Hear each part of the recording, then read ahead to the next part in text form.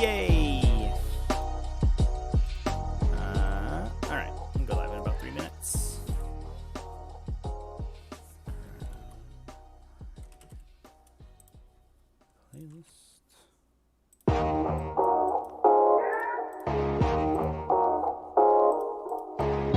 Nice.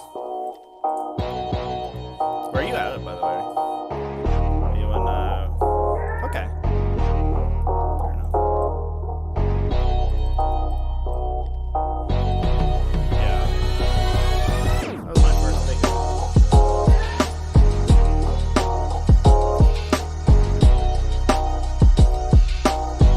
I did okay.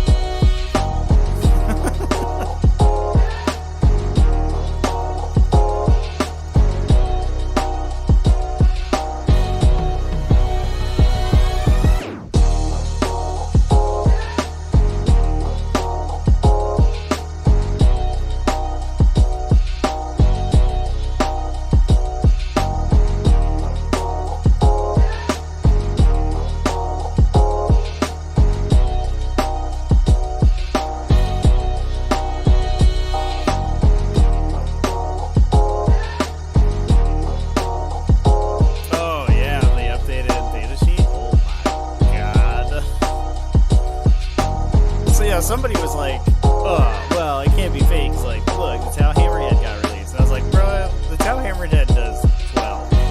This gun does 27. Right. Like, it maybe kills. Right. It kills 4 models if you're 1 wound. Maybe. And this one kills 9 models if you're 3 wounds.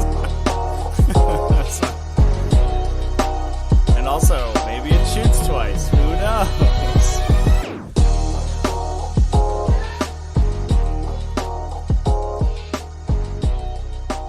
No, especially if he loses his double move. Then he's actually kind of poopy. I imagine it's like pick a thing in their command phase. It like gets +4 movement or something. I think it's probably. Yeah, probably. Yeah, it seems like the route they're going with the big special monster boys. All right, I'm gonna bring us live.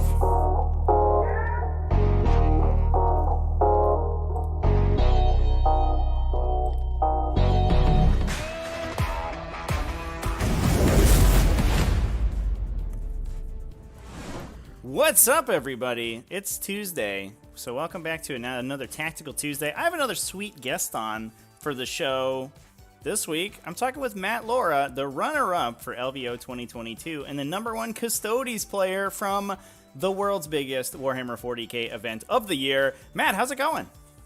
Going pretty good. I straight off my win, I went home and took a long nap. Yeah, that's definitely understandable. Did you have to play in the Shadow round? You didn't, right? I did, actually. I played 10 games of Warhammer. All in for all 10. There you go. Yeah. Brutal. Yeah, definitely a long period of slumber after that. Makes absolute sense. Yeah, it was pretty rough. Yeah, understandable. So today we just want to, get to know you a little bit, talk about your games at LVO and your experience with the event. So why don't we get into it? Why don't you talk a little bit about yourself, how long you've been playing 40k, how you got started in the game? Yeah, so I've actually been playing 40k for a really long time. I've been playing since 3rd edition. My dad and uncle got started with the Black Templar versus Dark Eldar starter set. And they would play games every weekend at the house, and I would just sit there and like absorb as much as I could as a 5-year-old. And it got to the point where like they actually would play and they actually made a mistake, and I said that they couldn't do that. And it was right then and there that my dad's like, "All right, let's go get you a box of models." Apparently, you know what you're talking about. You're ready. And You've I graduated. didn't know how to read. I didn't know how to do math. I was a 5-year-old kid. They taught me how to read and do math using Warhammer models. My first box of models was a box of Fire Warriors and Onshi. So. Oh my god. I feel like I don't know. I didn't have the same experience sort of coaching people playing 40k. My father did sort of get me into the hobby. He was a prolific model train guy, so I was always sort of around miniatures as a kid. But Aonshi and a box of Fire Warriors was basically also how I got started in 40k. So, I actually got started when Tal first came out. Like the army bundle for Tal, was out when I got started. oh man, yeah, that is before my time. Tower were well established when I got my first stuff. But yeah, that's sick. So are you psyched about the new Tau stuff coming out? I am and I'm not at the same time, because unfortunately my main army is actually Craft Worlds, and with how close the Craft World book is to the Tau book, I'm more focused on my beloved Craft Worlds at the moment. But I feel like if they were separated a little bit, I'd be super hyped about Tau. Yeah. I've talked to some other people who are like around, along the same lines, because I think there's an overlap of aesthetics between Tau and Yes. Craft Worlds, right? So a lot of people like both of them, and they're like, it's too much. Yeah, I got started with the Tau. I played them for a pretty good while, and I also got introduced to Craft World. And once I got introduced to Craft World, I was like, oh, this is the army. Yeah. And that was my loved army for the longest time. And up until the Drukhari book of 9th edition, I played them pretty much. Yeah. All right. Well, that's some good information. So, I mean, you've mentioned Tau, you've mentioned Eldari. Obviously, at LVO, you played Custodes. Are you typically a Custodes player? Or what made you take the switcheroo over to the Golden Boys for the event? So in August, I saw a Custode army on sale. That was pretty much a full army. It was everything but like the generic troops. It was fully painted at a discounted price, so I bought it. And then I was like, you know what? Because my Craft Worlds suck at the moment, I'm gonna take them to the Flames of Autumn October GT in Maryland, and I won. There you go. A good sign. And I was like, and I didn't know what to take to the LVO, so I was like, I'll just take those. And then I was told I have to use the new Custode book, so then I spent 9 days of long nights and frustration building a list. So here's the ultimate question, right? Because there was much consternation and gnashing of teeth when the book released, where a lot of Custodes players were upset that they lost some of their favorite tools. How did you feel when you first read through that codex? Were you like, oh man, this is great? Or were you sad that you didn't have a 3+ vulnerable save anymore? I loved it. I only lost a tiny bit of 3-up and vulnerable saves because I only ran 3 sword and shield dudes, Trajan, and the bike captain. Mm-hmm. So I lost a 3-up and vulnerable save on 5 models, but I would say the utility I gained infinitely better than the small little bit of durability I lost. Yeah, that makes total sense. And especially, obviously, I think the stratagems and the subfaction abilities in that codex more than make up for the loss in any defensive ability that the previous version had. Yeah, the durability actually, I think, stayed the same, if not better, because with the Shadow Keepers and all the stratagems costing 1 now, I think it's actually better. Mm-hmm. Yeah. So I guess following up on that question, what are your thoughts on the re-release of Taylor Swift's Red album that was announced back in November? I haven't stopped listening to it since midnight that night. Very nice. Does that answer your question? Perfect. Absolutely. It's just I have my Taylor Swift blanket behind me because it's a little cold, and I have a Taylor Swift mouse pad that I'm using at the moment. So I'm imagining you're like an esports player when they have the big noise canceling headphones on, but then they also have the in-game sounds in a in just bead headphones. And I imagine you just have that piping constantly. It's not far off. That's Can good. confirm. I'm glad we can paint that picture. So everyone in the audience, please imagine that. If you can see it, but my Discord profile picture is also Taylor Swift. Yes. I don't know if you picked up on that. Oh, absolutely. That was good because I knew you were in the Tactical Tortoise server, so I went to look you up, and it was a good confirmation that you are the correct Matt Lorah that I was talking to because of the Taylor Swift profile picture. For those who don't know, and for anybody, everyone who watched the LVO streams will know, Matt has all Taylor Swift branded game accessories when he plays 40k, which is a branding that I 100% appreciate. Yeah, I got them all custom done from several different companies. It took a little bit, but I got them all together finally. Yeah, and it was. I think it gave everyone, at least in the chats that I was in, a pretty good chuckle, especially when you're on the Frontline Gaming stream and it's just Taylor Swift signatures all over one side of the table. Yeah, I actually have Taylor Swift dice as well, but I knew we couldn't use them during the finals of the event, so I didn't bother bringing them. Oh, that's unfortunate. Yeah, I was sad about it. Is it like the signature on the? It's the same exact signature on the 6. Perfect. Yeah. I love it. All right. So we can move on from there. Let's talk a little bit about the terrain at LVO. The terrain that you used to put your Taylor Swift game accessories on during games, which is great.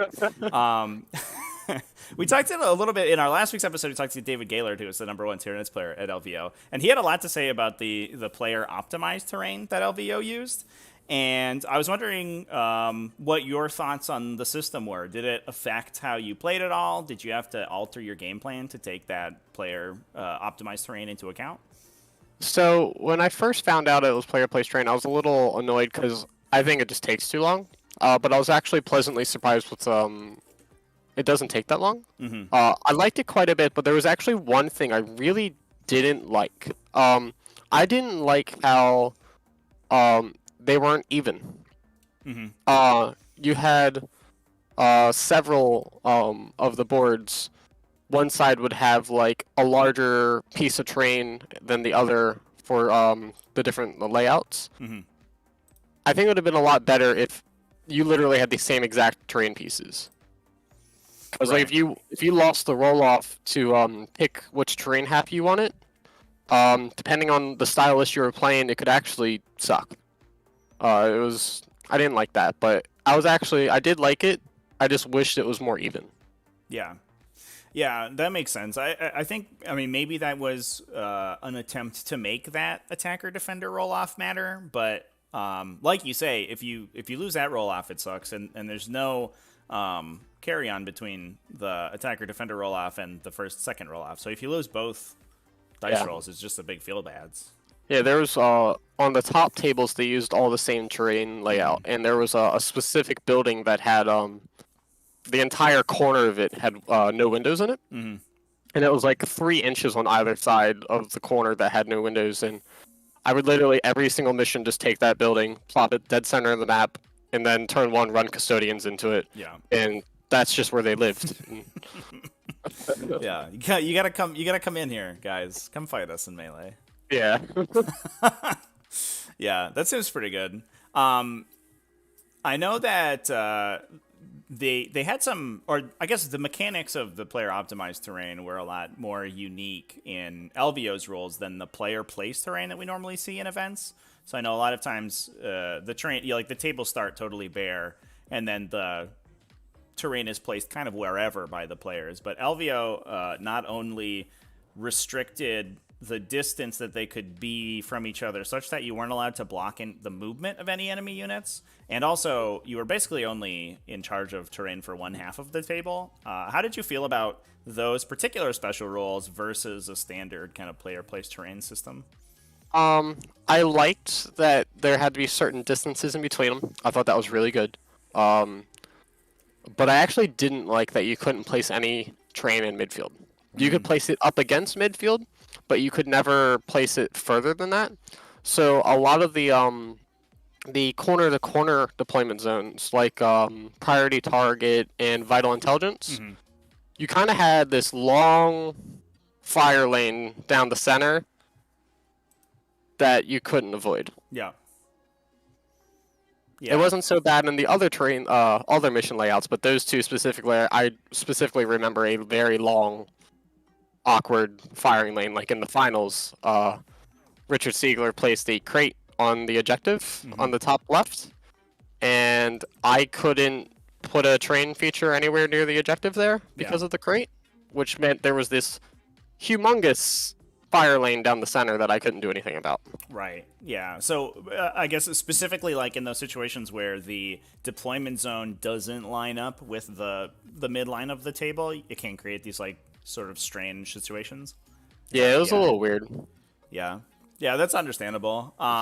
Do you think that allowing terrain to be like to overlap the midline as long as it was within your table half or something like that would be a good That'd be a really good fix. Yeah, I think that'd be a good fix. It was just it felt a little awkward in those missions. Yeah, and none of the others that mattered, but for sure, yeah. Although I think we do have a greater proportion of those in 2022. At least there are more corner deployments. They're not necessarily angled, but there's two of the sweep and clear style ones.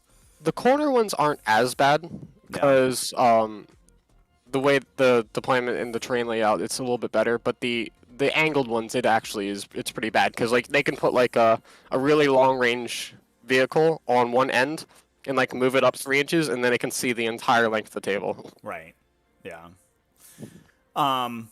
Well, it's interesting to hear everyone's perspective on the player optimized terrain, because I think it is a very unique system and it definitely has a lot of upsides, but the number of extra hoops that players have to jump through in order to sort of make it functional, I think is, I think it's good that those are implemented, but it is kind of, I think, a weakness of the format in that in order for 40k not to just break when you let players set up their own terrain, you have to add a ton of these restrictions.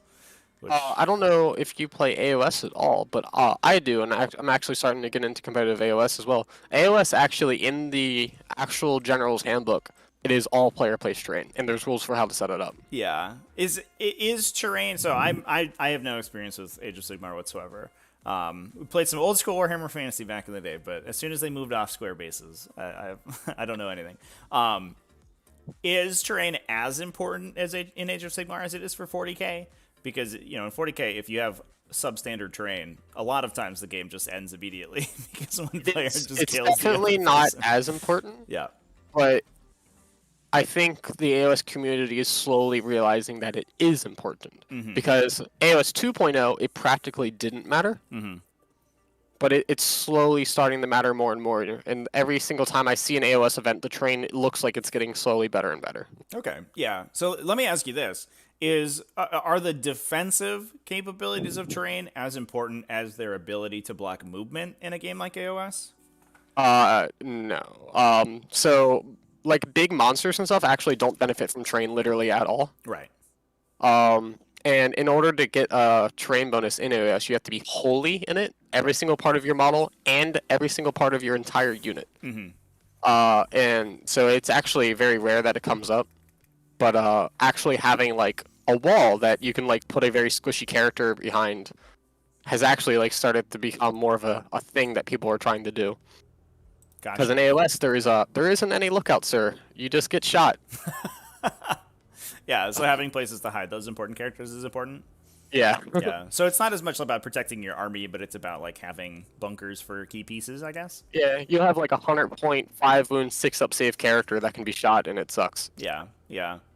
Yeah, it's interesting. It sounds. I was a big War Machine player back in the day, War Machine and Hordes, and that's very much oftentimes how the terrain ended up. It's like you would have sections where it would block line of sight or restrict movement and stuff like that, but a lot of time it was about protecting your important pieces. Yeah. While they sort of support the rest of your army that was going and doing stuff. Yep. All right. Well, talk about other fantastical games aside. Let's move on to talking about 40k and covering the list that you brought to LVO. So, can you talk us about a little bit about your your Custodes list that you took to the event? Yeah, I guess the two biggest takeaways for me is I hated the bikes and I love Shadow Keepers. So that's pretty much the direction that we went. Hated versus Praetors. Oh, sacrilege. I every single time I looked at that unit entry, I was just like, these just seem bad.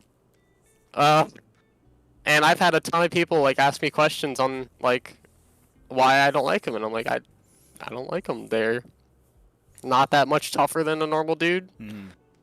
They are super expensive. They don't have OBSEC. They prefer to charge rather than be charged. My whole style list was I run to the center of the board and I hold more objectives than you, and then eventually you charge me. Yep. And bikes don't do that. Yeah. So I just every single time I looked at them, I wrote them into my list a couple times, and I just immediately took them out. Get me far away from those bikes when I'm playing my Shadow Keeper. Yeah, it definitely. I mean, it's understandable to me that bikes would be less effective in Shadow Keepers than they would be in, like Emperor's Children, right? Because they're definitely better. I did the thing. Oh no, Emperor's Chosen.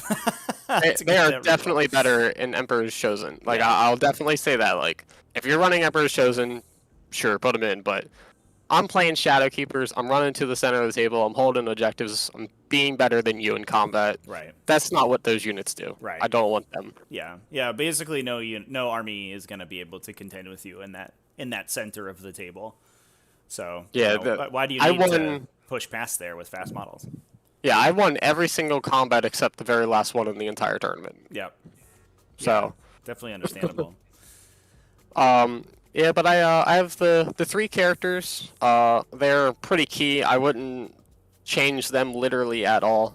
I have my 3 spear units, my warden unit, my 2 dreadnoughts, my 2 tanks, and my 3 individual Alaris. And it's 22 models in a dream. And worth noting, 22 is also the name of a very good Taylor Swift song. It's interesting to me how many Custodes armies end up being 22 models, because it feels like somehow the majority of them are either 21 or 22. It just like however the points break down, that just it tends to be how the average model count for an army.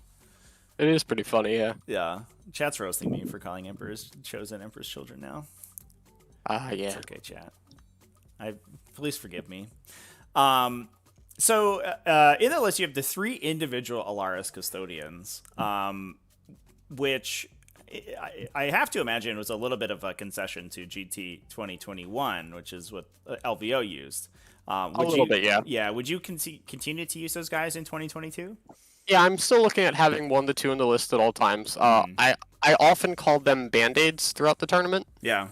So if I ever made a mistake in my positioning, I'll throw an Alaris Terminator there. Or if I ever needed someone to hold an objective so someone else could go do something, I'll throw an Alaris Terminator there. Or there was one mission where a guy left his backfield objective wide open. So I just threw 3 Alaris Terminators down there and had 4 chances to roll 9+ charges. There you go. Yeah, there's also, there's those situations, right, where you have like locking objectives, so like a sweep and clear or a vital intel, and just having anything that can deep strike means your opponent like is never able to move off those objectives and get the benefit of those locking objectives, because as soon as they do, you take it, right? Yep. And then retrieved much Octarius data that event. Right. Yeah. So that's the other one. You can also score engage on all fronts, which I imagine was a big deal for those individuals. Not as much. Yeah. Stranglehold. I guess that's true. And in that case, they also give you an OBSEC that you can just put wherever. Yes. Yeah. So they seem pretty solid, but definitely I think if you are a newer Custodian player and you're looking at getting in, now we've switched on to GT 2022. The 2 big things that those individual model units are significantly worse at are retrieving data, because the new retrieved knockwind data requires you to roll a die and get lower than your unit size, which is a little tough for a Custodian that is only 1 model, although they do have OBSEC, so they get a +1 bonus, but it means you only have a 30% chance to actually complete the action, which is no good. 100% of the time, 33% of the time. Yeah. And then also, you mentioned it wasn't as big of a deal, but Engage in All Fronts does require you to have a 3-model unit now, so you can't score with those individuals, unfortunately. But I actually didn't originally have them in my list. I had some Sisters of Silence units, but they just seem better, and especially now that the Terminators are 60 points and a unit of Prosecutors is 60 points. Yeah, I'll pretty much take them all the time. right. Yeah, that makes total sense. I'd rather have a single Alar standing on an objective than 5 Sisters of Silence in the backfield. Right. Pretty much. It's generally 5 wounds at a 3+ save and toughness 3 versus 4 wounds at a 2+ save and toughness 5, right? Yeah. So And 2 up, 4 up, yeah. and an invuln save and can kill a bunch of stuff in melee and has a gun. Yeah, like go ahead and charge him with 5 Mandrake, see what happens. Right, exactly. Yeah. Yeah, that does make sense. And I think part of that, it feels to me like, is, or part of the reason that you have those slots open is because you do have the 9 custodians in the troop slot, right? So you're not looking to pull those Sisters of Silence in to fill that slot. Is that correct? Yep. I really liked my 9 spear dudes. Super versatile. The weapons are pretty strong now, actually, with them being higher strengths. And as Shadow Keepers, you just kind of can fight like Incubi and just win. Yeah. Yeah. The -1 attack from them, right, is like such a big deal, especially those multi-model units. You're going to affect multiple models with that, so that you can be. And at 135 points, I was talking to one of my friends, and when I put it in the terms of the way I'm about to say, they're like, "Oh, that's just good value." So it's 135 points for 9 wounds at toughness 5 with the 2 up, 4 up. Mm-hmm. People pay 100 points even for 5 intercessors, right? Which is 10 wounds at a 3 up save at 4 up toughness. Right. My dudes are super good in combat and have damage to bolt guns. Mm-hmm. Those dudes just have bolt rifles. Yeah. And it's 35-point difference, and I have a 4 up invulnerable save, and everything I do hit on 2s. Yep. Yeah, it's just better. Right. Yeah. That comparison makes total sense, especially even if you're comparing it to like, sort of that like medium infantry characteristic where it's like a 10 models with a 4+ or a 3+. So you consider like fire warriors or something like that. Those often come around the 90 to 100 point range, and you're paying a couple extra points for the same number of wounds, but with better offensive and defensive stats across the board. Yeah, I can't even begin to tell you how like tough just 3 Shadowkeeper Custodians is to kill. Like I had Talos charge him and like kill one, and then kind of like look at the other 2 guys and be like, oh. yeah. Your attacks are reduced, and then you're also hitting on 4s, and then everything. Transhuman. Yeah. Like, yeah, they're like torturous craft maybe. You're like, no, we don't do that here. Yeah, I had 3 Thick City matchups, and every single time they torturous craft, I spent 1 CP to counter, and they just kind of stared at the unit and went, yeah. Yes, of course. Well, that's a good transition. We can start talking about your games. So we'll just go through your matchups from LVO and talk about how things went. So round 1, you were into orcs. Yep. And this is a little bit of an interesting orc army. We're really leaned on dedicated transports. A lot of trucks and kill rigs in this list, alongside just a billion mega knobs. How did this game go for you? So this was my first real game with the new Custodes. I had played 2 practice games with my friends at home, but they're not really tournament players. Mm-hmm. So this was my first tournament game with the new Custodes. I felt so bad for this orc player. So he won the roll-off for turn 1. It was hammer and anvil deployment. He deployed on the line as any good orc player should, and I deployed like a couple inches back because I didn't really need to be on the line. Mm-hmm. He got turn 1 charge, turn 1, and he proceeded to log and send his he didn't log turn 1, he just got the charges. He got the 2 trucks full of 5 mega knobs each. One charged one of my Galdus Dreadnoughts, and the other one charged a unit of my Spear Dudes. My Bike Captain and Trajan intervened into the Spear unit fight, made them fight last. The Mega Knobs fighting the Dread attacked and did 2 wounds. and then I proceeded to kill both units of 5 Mega Knobs on the top of turn 1. Yeah, and then I proceeded to just march across the table. Yeah. Yeah, and also kill rigs are characters. Did you know that? I did know that. I didn't actually. Because I hadn't played against orcs actually. I've dodged them in every event I've been to since they've come out. Mm-hmm. I didn't realize that kill rigs were characters, and I'm playing Shadow Keepers, so yeah. Yeah. Yeah, it's an interesting one because the kill rig focus orc lists almost always give up like max assassinate, which you'd never really consider looking at. Yeah, I list maxed assassinate. Yeah, you're like that's weird. I guess that one little dude on top goes in the character keyword. Okay. Yeah, it was the Galdus, not the Galdus, the Caladius is we're just pumping shots into the kill rigs, rerolling full wounds, and it was pretty mean. Yeah, for sure. And I guess that is an interesting thing that we didn't cover in your list is that you had the accelerator cannons on your Caladius instead of the blaze cannons, which we often see. Can you talk about that a little bit? I know there's some discussion between those two just because of the amount of damage reduction in the metagame. So this is specifically because I don't have the bikes. Does that make sense? So if I did not have these in my list, I would not be able to interact with my opponent in their deployment zone. Mm-hmm. So these are specifically in the list to interact with my opponent and force them to not just sit there and shoot me. Right. With these, if you have a intercessor unit on an objective and it's out in the open, it's dead. Yep. If you have a fire team, they're dead. They are specifically there to harass the enemy, and with 14 shots a model, they can just pick up units. Mm-hmm. They're really not there for anti-tank, which was what everyone thinks the grav tanks need to be doing. Right. I don't care about your tanks. I really don't. Tanks aren't obsec, so. Yeah, exactly. Exactly. That's the point. Like, your tanks can sit back there and shoot my spear dudes the whole game. I really don't care. Like, these tanks pick up raiders better. Mm-hmm. And ravagers, which is huge. They put a ton of shots into obsec models, which is my #1 target in every single game. And yeah, they pick stuff up reliably every single turn. It's not I had 2 shots, I failed to hit with one of them, and you made your one invulnerable save. I guess I do nothing. I'd rather do a couple wounds than nothing. Yeah. All right. So yeah, that makes sense. So I mean, we're mostly just shooting infantry with them. If they can ping the 2 damage hits off tanks, like that's fine, I guess. But mostly and also they mow down elite stuff, right? Like squig hogs and grotesque and stuff like that.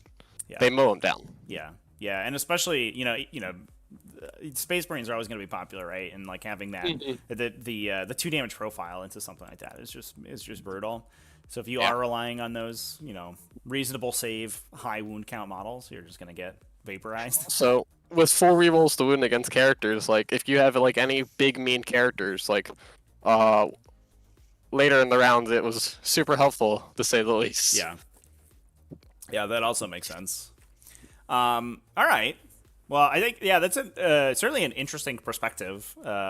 It does feel like the list ends up being very contingent on these 2 damage attacks, but I guess you do have the Contemptors in there, and you also have and Trajan, and you also have just the fact that like we said before, punching through armor doesn't really matter if the armor's not holding objectives and they aren't killing you effectively. You can just stand there all game. Yeah. there really isn't many like actual tanks I'm scared of. Right. And if there is one, if the Caladius' team up, they can still bring it down. Right, for sure. So. Yeah, and you don't really want to be having to direct your firepower onto those the Contemptors because your own vehicles, because that means that your objective secured stuff is going to be. Oh, and interesting fact, my Caladius is never even got targeted with an attack until my shadow round. Right, because I mean, Like, they weren't even attacked once until the Shadow Realm, which is when I lost my first one, and then I didn't lose any other Caladiuses until the finals. That's wild. It totally makes sense though, because I think the arithmetic on both sides is the same, right? Because on your end, you don't care about shooting tanks because tanks don't have OBSEC, and on your opponent's side of the table, they also don't want to shoot your tanks because your tanks still don't have OBSEC. Yeah. So like, and people are like, well, they're just gonna get shot. I'm like, go ahead, shoot them. Right. Yeah. Like, if you're shooting them and not my dudes on the objective, I don't think you're winning. Right. Yeah. All these spear custodians are just chilling. Like, okay, man, you do you, dude. That makes total sense, and that's a really cool way to look at it. I think it definitely puts those backline artillery pieces into better perspective. It threw people through a lot of loop when I explained it like that, and a lot of people still didn't understand it. Right. Yeah. Yeah, you're just forcing your opponent into these like sort of super weird target selections that they have to make a choice, and it's often not going to be as efficient. I had a game where the guy shot his Ravagers at him instead of the Gaudish Dreadnought sitting on an objective. I'm like, sure. He's like, do you want to spend ACP to protect him? I'm like, nah. Go ahead. Go for it, dude. And then he still didn't kill him. Because they have 14 wounds. Like, they're not easy to push over. Yeah, it's 14 wounds with 5 plus invulnerable, right? So like. Yeah, and -1 attack in combat, which does come up. For sure. Yeah. Yeah, especially since like anti-tank melee is often like 6 attacks. Yeah. 3 damage or whatever from a Space Marine captain. And -1 damage just means that they will not kill you, or -1 attack. Excuse me. Yeah. Yeah. It's pretty funny. So speaking of interesting target selection, especially in the shooting phase, we could talk about your second opponent here. Yep. This was actually probably one of my harder games, and not because of like what was happening in the matchup, just with the amount of thinking that had to be done with the Overwatch. So it was I was going to win the game, but if I had made a mistake, I could have lost. Right. It was a 6 objective mission with Dawn of War deployment, and he completely forfeited the whole entire one flank. Like, he didn't even put a 5-man fire warrior team over there to hold the objective. He was just like, I ain't gonna try and fight for it. Right.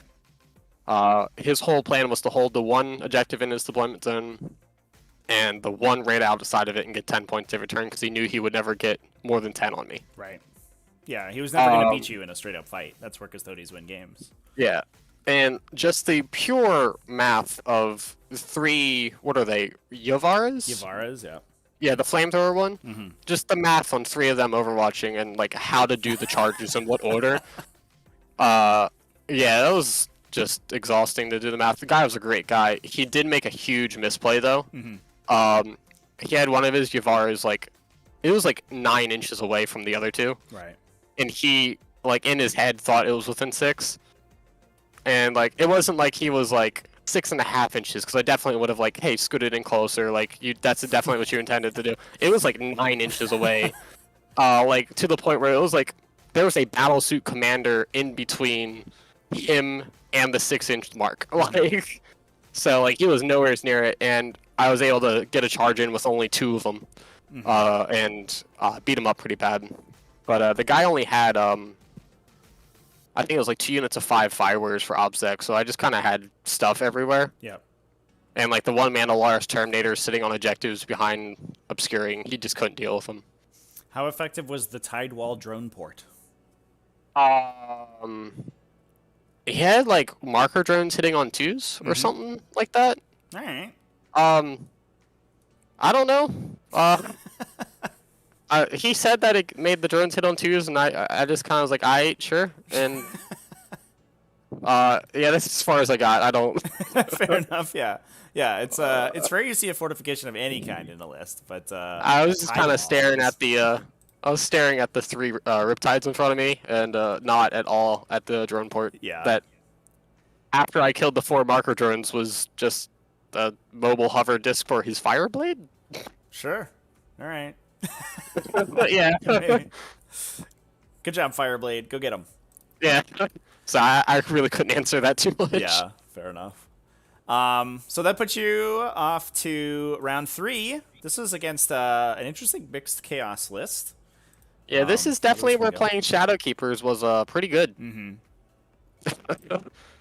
Pretty good to say the least. Greater demons you get to trigger that ability off of.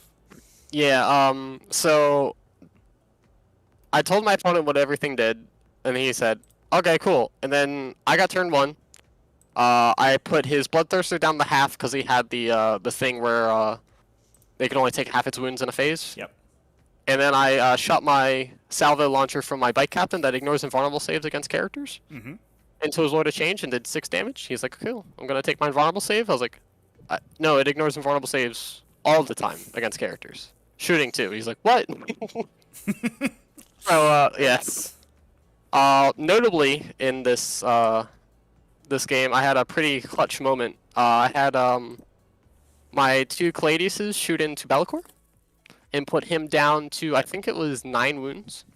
And then I had just Trajan by himself charge Bellicor at 9 wounds left. And I put him down to 3 wounds. And then Bellicor attacked. I transhumaned. And Bellicor only did 1 wound. And Trajan was down to, I think, 3 wounds after he got smited and stuff turn 1. Yep. And I rolled a 6 on my save because Bellicor is only -4. Yeah. And I just passed my save. Just armor saved it like a boss. Yeah. And then I activated Trajan's thing to fight twice. Yeah. And it killed Bellicor. There you go. And the guy was like, "Oh, that's not good." Yeah. Yeah, I think So, I actually watched almost or a very similar matchup. It was Emperor's Chosen. I almost did the Emperor's Chosen thing again. Emperor's Chosen versus a similar version of a list. It was just all keepers and Bellicor. But Bellicor seems like he would be so good against Custodes just because of that, the invulnerable save punch. But like you said, the AP4 on the sword means that it's not, unlike fighting Space Marines or something, it's not, perfect at killing them because a lot of times they're on a 5-up or a 6-up save, so sometimes they just eat it. And dude's only got 6 attacks. So it seems to me that once you get to the point where Bellicor wants to start murdering all of the Custodes on the table, he just doesn't have enough attacks to kill the Custodes that are remaining because the other guys are so good at killing the rest of the demon army. Yeah, and against me as Shadow Keepers, it's only 5 attacks and then transhuman, so he's connecting with 1 or 2, maybe 3. Yeah. So it's a little bit unfortunate. It definitely feels like demons have a lot of attacks that are good at fighting Custodes, but I think the defensive abilities are just overpower them in that matchup.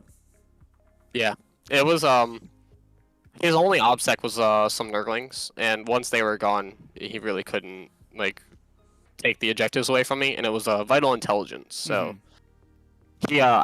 I think he only scored 2 points that game. Yeah. Was that who went first in that one? I did. Yeah. Classic vital intelligence. Yep. It was 90-12 or something like that. Yes. Yeah. It was pretty rough. That was a brutal score. Yeah, I took Assassinate in Abhor the Witch. Seemed pretty good. So. Yeah. That's easy, and especially because everything's a character, right? So yeah. Get those wound rerolls going. Yeah, it was pretty rough for him. Yikes. I had a Galdus Dreadnought in combat, the Lord of Change, for 4 rounds of combat. Oh, just bouncing off invulnerable saves? That's funny. Yeah, neither one of us could kill each other. And then eventually the Galdus Dreadnought slayed the beast and then ran into the Nurglings and stepped on them. Yeah. Well, unfortunate for our Chaos friends over here, but that puts you into the first of many Drukhari matchups. I think, as is to be expected at an arena like LVO, you're going to see a million billion Drukhari players. I ran into 3 of them, yeah, all of very similar lists. Yeah. So Thick City was thick at the event, and this was your first one. How did this one go? So the first Thick City list was I think he had 60 racks, 4 Talos, and 15 Grotesque, and then a Court, and then your typical 3 Dark Eldar Smash characters. Yep. I killed almost all the Racks by the end of turn 2. Okay. And completely ignored the rest of his army. Yeah. And then I held objectives and did Custode things for the rest of the game. Yep. Yep. Yeah, I think. I mean, we talk about it a lot on the channel, but the Thick City list. Well, I don't know if you see it quite as much anymore, but it definitely has a weakness to, in that it is relying entirely on its racks to provide objectives secured, and the main meat of the army, those Grotesques and the Talos, they themselves do not have objectives secured. So if all you do is remove all of the racks and you have an overwhelming amount of objectives secured, there's nothing they can do. So this was actually the very first matchup against Thick City was when I learned that Shadow Keepers just don't care about Grotesque. Right. Because I risk their attacks by 1, and then I can also the Shadow Keeper stratagem on them, which puts them down to Strength 4, which means they're wounding me on 5s. Right. -1 attack wounding on 5s just means I don't care about Grotesque. Right. Like, at all. So yeah, that was pretty bad. The Custodes grav tanks just every turn were just unloading into racks. And the flame dreadnoughts, because they have the twin heavy flamer, were just mowing down the racks while in combat. It was... I got all the racks pretty good, but he had some pretty clutch moments in that game where it made it a little closer than I thought it was going to be, but in the end, the OBSEC got him. Yep. Yeah. Yeah, it makes total sense. And I think, I mean, kind of similar to Demons, right? It's like it's an army that has, at least on the Talos, a bunch of attacks that you would assume would be good into Custodes, but the defensive abilities stacking just makes it so that they don't quite have the beef to power through. And if they're not killing you, then they're not taking any objectives. And if they're not taking any objectives, they're not winning the game. So even if they do kill you, it doesn't really matter that much. Yeah, I lost my my Terminator captain with the plate to a spike and rolls against his Talos. He like one-shotted him. I was like, oh, that shouldn't have happened. Oh well. Right. Yeah, I mean, that can certainly happen when you're playing an army that's 22 models, right? Sometimes the invulnerable saves are like, no. It did suck because I had a play setup where I was gonna get a 15 on him on turn 2, and yeah, he just spiked rolls real hard and got to the captain. I was like, alright, that sucks. Oh well. I'm like, well. I like dumped all the stratagems on him to protect him and stuff, and he was just like 6 mortal wounds from the Ichor injectors, 4 wounds through your transhuman. I failed all 4 invulnerable saves. Like, oh okay, I guess I'm dead. Yeah. Yeah, the number of times where they're like rerolling ones, maybe they have a Chronos there or something, and then you have transhuman and auspice up, and you're trying to block everything, and they just natural roll it. It feels like happens more often when the shields are up for a Custodes model than not, which can't feel that. It can feel that way sometimes, yeah. Yeah. I think just yesterday I was playing against Custodes, and I think at one point you had a transhuman against the Hive Tyrant, and the Hive Tyrant just natural rolled all of his wound rolls anyway. It's like, get out of here. My next matchup was my first mirror matchup as well. And this is when I learned that Shadow Keepers just beat the brakes off of Emperor's Chosen. To the point where I had talked to several Custodian players afterwards, and we had come to an agreement that Shadow Keepers actually just straight up gives you an edge in the mirror matchup. Yeah. Just flat out. That makes total sense. Because we just...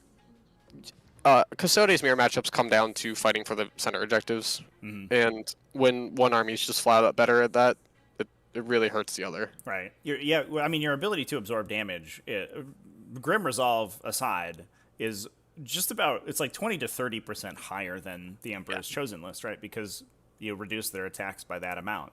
They either go from 3 to 2 or 4 to 3, which is... And also the Bike Captain can assassinate Trajan. Yep. Yeah, just the invuln save. Yeah, because he doesn't get an invuln save. I take my Trajan and my Bike Captain, charge your Trajan, make him fight last and wail on him. Yep. Yeah, and especially the Emperor's Chosen list, it feels like, is relying so much on Trajan's rerolls. If you can get that guy early, it seems like the list falls apart, because now suddenly you have to use your Chosen reroll on a hit roll instead of a wound roll, and then you're that much less effective, which also, is a big part of that sub-action. This particular matchup, he deep striked his 2 Achilles Dreadnoughts. Interesting. Which that's another thing. I would only take an Achilles Dreadnought if I had already had 3 Galladish Dreadnoughts on my list. Shadowkeeper's Gallus Dreadnoughts are invulnerable. Convince Right. me otherwise. Right. Yeah, just the 5-up invulnerable save versus the 4-up invulnerable save is night and It's day, so right? huge. Yeah, Yeah. it's crazy. But he deep striked his 2 Dreadnoughts, and then I had first turn, so I deep striked my 3 Alaris in, and like completely zoned him out of everywhere but his deployment zone. Dang. Should Yeah. just put him on the table, buddy. Yeah. Yeah, He was those, like, oh, that seems bad. those individual model units, I mean, they must be super good at screening. Yeah, they really are. Yeah. You measure 18 inches between them, and you're like, cool. Like, you can't come in anywhere there. Yep. So now you did play against Virtus Praetors in this matchup. There were 9 Virtus Praetors on the other side of the table. Were you worried about that, like mass salvo launchers at all, or did you just transhuman through and believe in the transhuman? Yeah. Like I said, I don't like the Virtus Praetors at all. Sure. I'm pretty sure out of his 9 Virtus Praetors, they killed 3 Spear Guard before they all died. That seems not great. No, it doesn't. It really doesn't. Like, I can't even begin to tell you. Like, I don't like them. Yeah. Yeah, I guess, I mean, they have to have a situation where they have multiple targets that they can sink into, and then you can kind of force out the Auspice and the transhuman early and hope to get damage with the other ones. But, you know, even then you're having their effective output with invulnerable saves. Yeah. So that's not even like, the target they really want to shoot at. I had my Galdus Dreadnought charge him in combat, and he's like, okay, they're swinging in at strength 7, +1 the wound. I'm like, okay, they're damage 1, right? He's like, yeah. Yeah. Like, okay. Damage reduction is very sad for those guys as soon as they get into melee. Yeah, it was pretty rough for them. And the Caladius tanks picked up like 4 of them. Mm-hmm. Because they just dump shots that are damage 2 in them that are strength 7. So I'm hitting on 2s, winning on 3s, and you get your 4-up invulnerable saves, and for every 3 you fail is 1 dead. That is definitely a matchup that those traders certainly want to see, that don't want to see. And I think that the sort of mid AP value of the Caladius isn't that big of a deal if you're shooting at bikes, right? If you're shooting at, you know, dudes in cover, it's a little tougher, but the bikes are. And also, like, an underlooked thing is the Iliastis Accelerator Culverins, I think is what their name are called.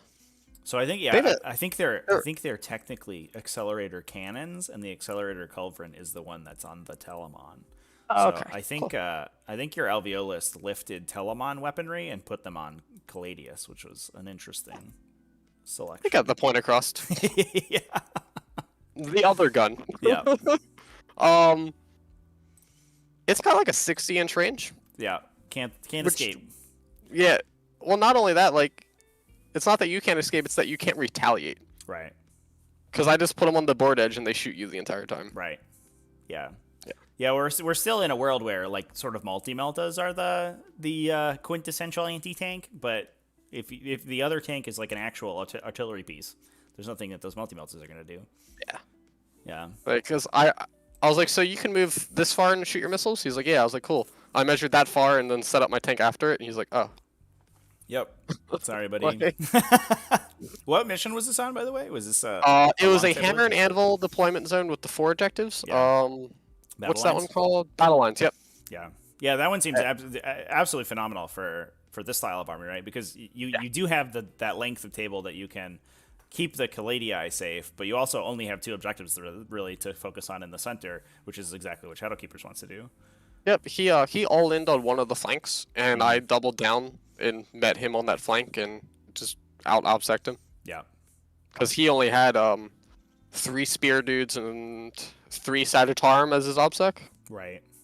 And my army is obsec except for the 2 dreadnoughts. Yep. So, yeah, it was pretty rough for him. Yeah, the Virtus Praetors are really just relying on killing everyone's obsec, but if there are other Custodes, that goes poorly. Yeah, my game 6 was... Oh, it was against the Goonhammer guy on the live stream. Mm-hmm. This was probably one of the closest... it's one of the closest games. I don't know if it was the closest. Because one of my other matchups later was really, really close as well. Yeah, this one only came down to a 7-point differential, 46-53 in your favor. he actually clocked out. Oh boy, that's. And I got to play my full turn 5 without him doing anything. Which was only 7 minutes. Yep. And he clocked out in his charge phase, so he didn't get to swing with any of his attacks. Oh no. Yeah. Yikes. There was this weird confusion where like the judges had set our time at the beginning, and then they came around to us at the end. We're like, "Oh, you have the wrong times," and like reset our time. So I don't know. It felt weird. I felt bad for him, but I had a single Gaudish Dreadnought, just refused to die. And it held up like a quarter of his army. Yeah. So that game was a really close game. He did a brilliant article on it, and I highly suggest people go to that article and read it because he did a much better job saying anything that I could.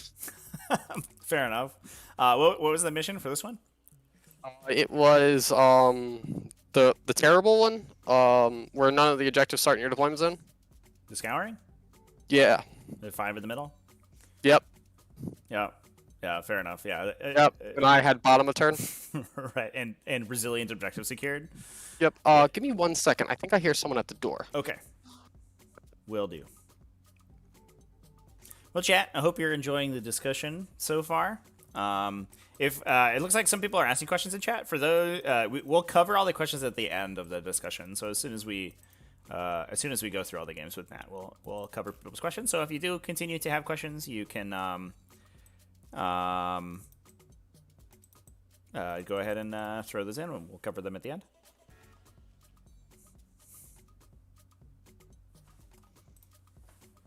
But how's everybody's Tuesday going?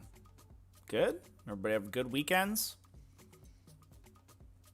And everybody to tune in for the Captain Con streaming that we did over the weekend?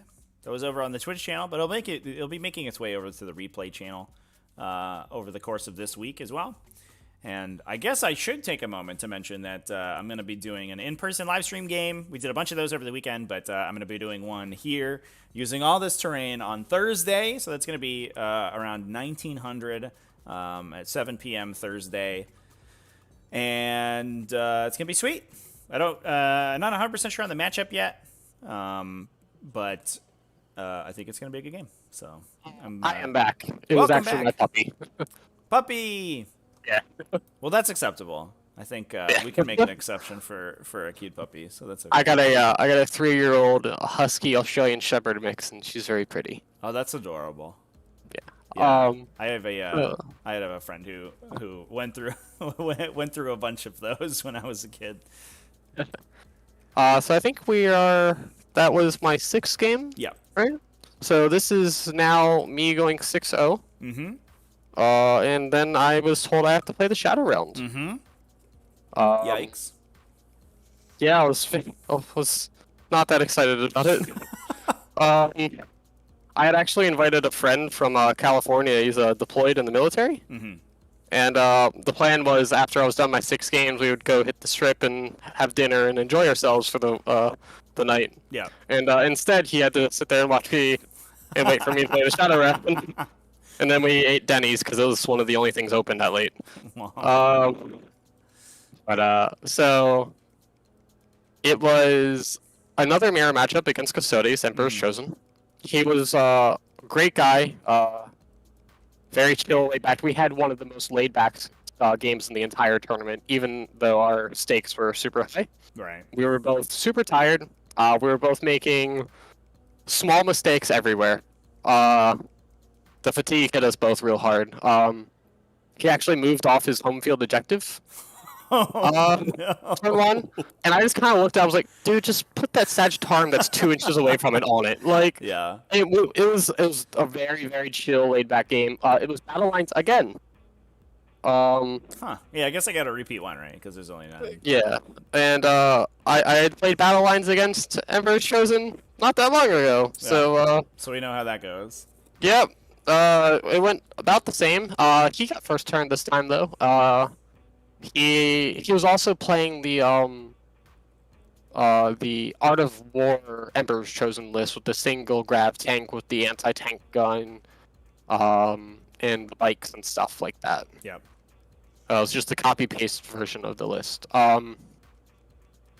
He had taken his 6 bikes, because this list has 6, and his bike captain, and turbo-boosted them up with the katana that allows him to shoot afterwards. Yep.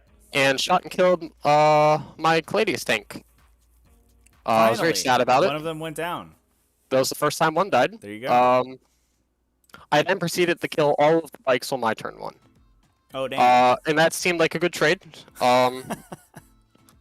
So, yeah, that's how that game went. There you go. Yeah, yeah. I guess like we talked about on that deployment, with the distance you have to get to the Caladi. Yeah. I mean, were they just in charge range? So I had my Gladius on my board edge, and that means he had 2 like full turbo boosts to get to him, and then I had 2 Gaudish charges make 2 Gaudish dreadnoughts make the charge on him. Ew. Yeah. One of them was an 11 charge, and the dude was an absolute monster and made it. Alright. Because he was actually coming from the opposite side of the table. Yeah. So he moved his 9 inches and then rolled his 11-inch charge and made it. And I was like, look at him go. Easy game. Easy. But yeah, I killed all the bikes except for I think there was like 1 left, and the bike captain. So I killed 5 of them turn 1. Yep. It was pretty rough for him. And then all the infantry did a giant like mosh pit on the other side of the map. And well, Shadowkeepers come out on top in those situations. Yep, for sure. Do you have a question from Brandon? Brandon, thanks for the super chat. He says, loved watching your Custodes play. Looks like he needs to buy a second tank. Loved watching Matt's Custodes. Looks like I need to buy a second tank. Thoughts on Venatari and Sags? Hello? There you go. We just had it popped up on my Texas speech there, right at the what are your thoughts on Venatari and Sagittarum? So unfortunately, the LVO was not using the update. I actually had both of those in my list, but I wanted to take Trajan, so I dropped both of those and took a unit of Spear Dudes and Trajan instead, because the points worked out to be about even. Because it was because the Spear Dudes were less than the Sagittarum, and I could use those extra points on the Venatari to get Trajan. Right. I actually had a unit of 3 of each of those on my original list because I wanted a little bit of speed, and the Venatari gave me Obsec with speed.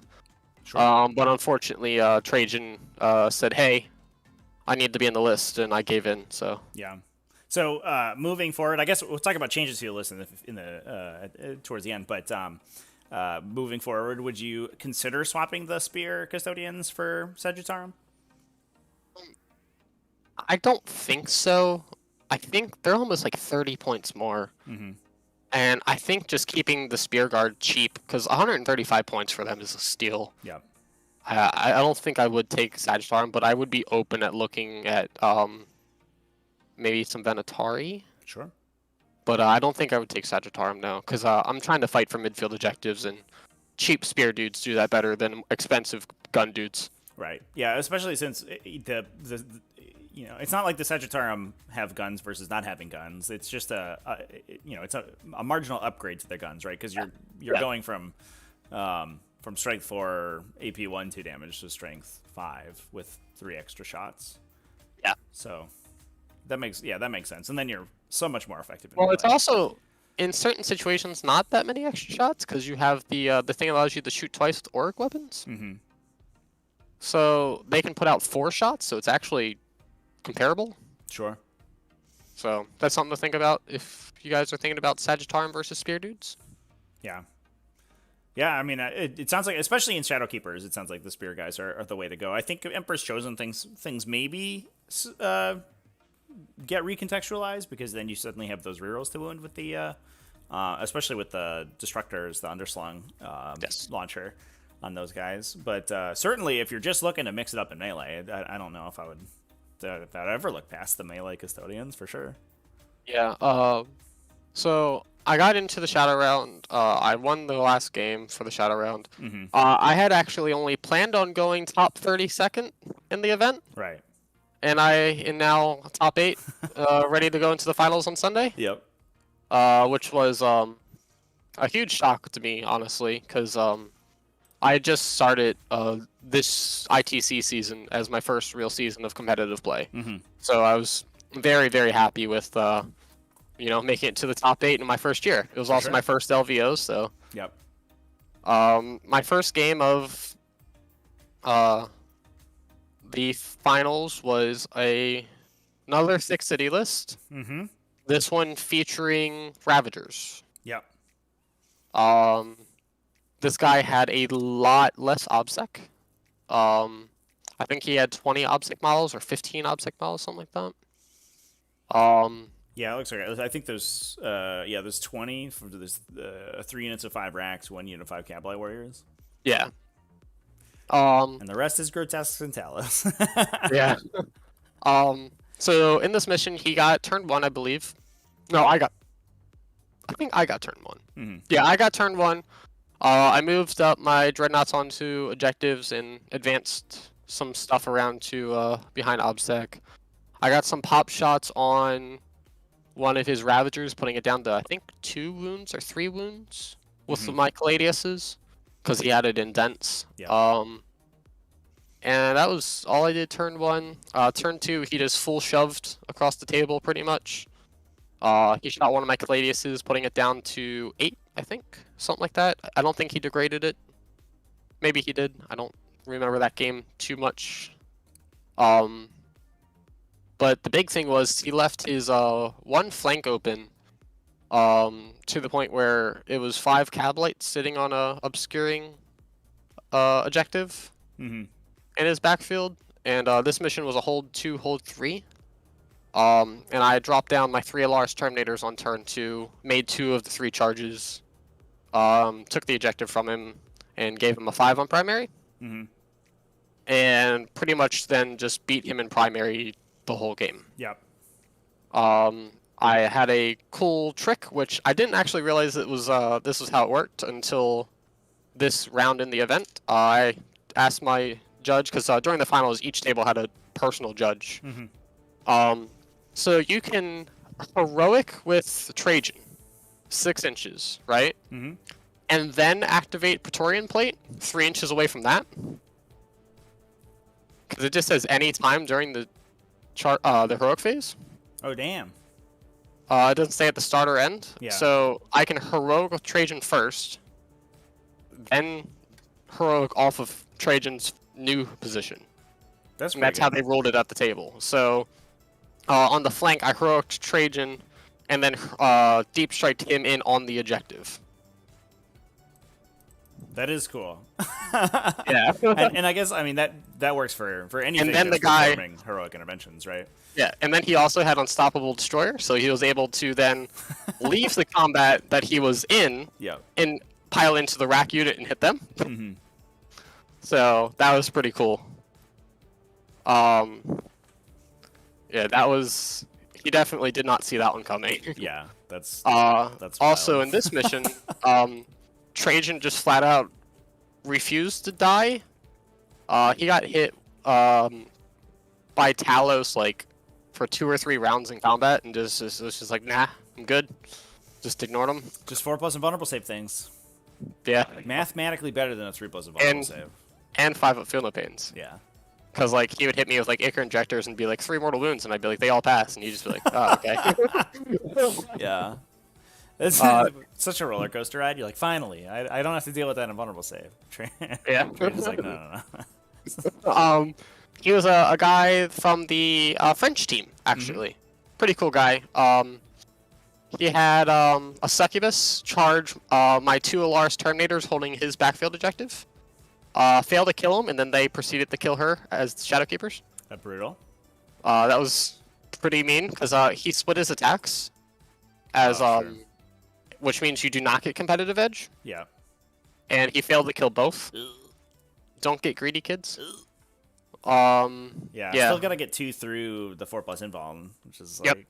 I failed 2, and then CP rerolled past it, and the other one he didn't even wound. Yeah. That's So, and then I wailed on him with 8 damage to attacks with basically full rerolls. So. Yeah. Yeah. Yikes. Yeah. So it sounds like stuff went your way. The classic Thick City thing happened where they ran out of objective secured and then couldn't get back on primary, and that put you into the semifinals. Yeah, it did. Yeah. This was against Alex McDougall, and we talked about Alex's list quite a bit on our show the last week because he was the final nail in the coffin for David Gaylord, #1 Tyranids at the event. So, how did this one go? I don't know if anybody watched or anybody here watched the game live, but he got turned 1. Mm-hmm. He pre-game moved his unit to Pure Strange Inslers across the table and charged me, which I didn't know was a thing really. He charged a Gaudish Dreadnought and my Terminator Captain with the Praetorian Plate. Mm-hmm. He did 4 wounds to the Terminator, and that was it. I then killed 8 of them. And then he failed his morale and then rolled a 1 on the last guy.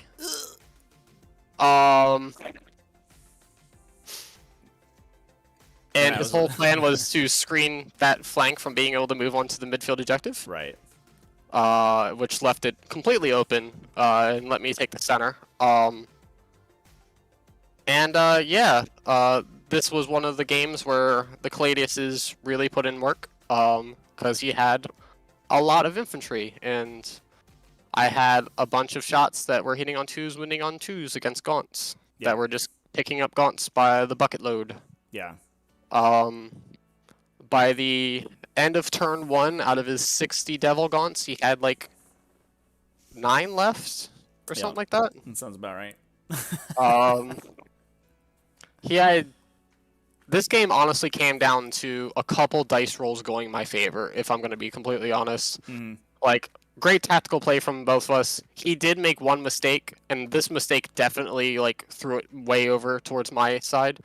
This was a sticky objective mission. Yep. He did not realize it was a sticky objective mission. What was the mission? Was this a sweep and clear? Yeah, the 5 objective one where you start in the corners. Yep. I had 3 spear dudes sitting on a corner objective. He deep striked in his acolytes within range of them. And this was the acolyte unit that has a 3d6 charge. Right.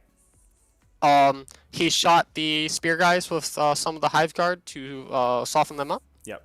And he accidentally, as Hive Guards sometimes do, picked up the entire 3-man spear unit. Oops. Which means he had nothing to charge onto. Which means I held the center that objective over there on the flank. Which gave me a 15 on primary, and Stranglehold, and in the center again, Trajan just kind of refused to die. Made a lot of 5-up Philippines and a lot of invulnerable saves. Highly suggest people go back and watch this one on the VOD from Frontline Gaming Twitch. I actually did myself. They actually stopped covering my game at the bottom of turn 3 because they thought I lost. And then they came back and they're like, wait, Custodes are ahead? What happened?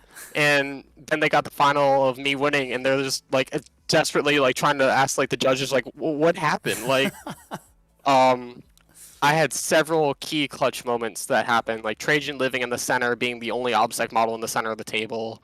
Had a Caladius Grav tank shoot a Gaunt unit, and I did the math on it. I was like, I'm only allowed to roll 3 1s. All my guns hit on 2s, win on 2s, you get no saves. If I roll 3 1s, I wipe the unit. If I roll 4 1s, you live with 1 dude. And I rolled all my dice. On the last wound roll, I rolled a 1. My 4th one, I re-rolled it with a CP and killed the entire Gaunt unit down to the man with the exact amount of shots I needed. And that was one of his wildly stands. Oh, no. Yep. I was like, I have 14 shots. If I roll 4 1s, you live. I rolled 4 1s, and I command point re-rolled one of them, and I got a 2. So I picked up the entire unit of Gaunts holding an objective that was while we stand. Yeah. So like at least a 10-point swing there. Yeah, and I won that game partially because of some lucky dice rolls, but a big part of it was him forgetting it was sticky objectives and shooting that unit of spear dudes. So was it just an overcommittal of Hive Guard shots? Like, should he have shot 4 Hive Guard and he shot the full 6? Like, is that what happened? He shot 3 at him and 3 at Trajan. The 3 at Trajan completely whiffed, but the 3 that shot at them rolled like 4 6s to hit, All right. and was like 10 hits on 3 dudes or something stupid like that. Yeah. It just kind of because I didn't activate any stratagems on them because Right. I didn't have that much left to work with, and they just kind of all died. Yeah.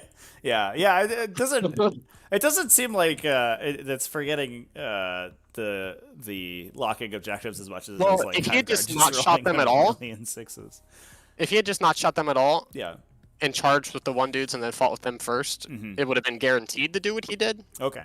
Was this one? This is the big unit with Yeah, drills? the saws and Oh, everything. okay. Yeah, Yeah. and it was the one they had like the 3d6 charge and stuff. Right. Yeah. So if it's one of the it smaller was- units, like they may be No, a couple they of them, they all die. They would die. But okay, yeah, the big unit going in, that makes total sense. Yeah.